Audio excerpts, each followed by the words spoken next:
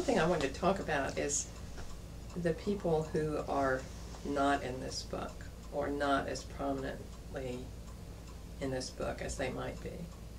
And most obviously, since the book is about, primarily, or in part about Duncan Gray's involvement in the civil rights movement, some of the people who are not there are African Americans.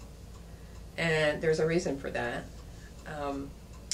We know that on average African Americans don't live as long as whites do.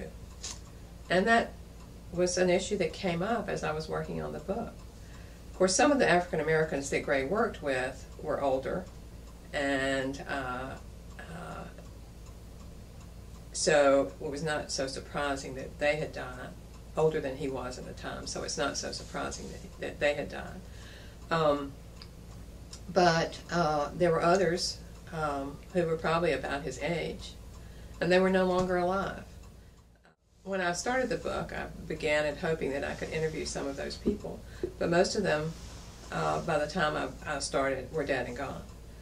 Another person that certainly is in the book, but some readers might wish she were more prominently in the book, is Ruthie Gray, Duncan's wife.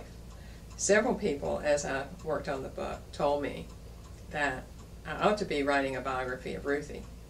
And she is certainly quite a woman. But she would not have agreed to that even if I had tried. She was very helpful to me, but it was also very clear that she wanted me to focus on her husband. She's very proud of him and what he's done.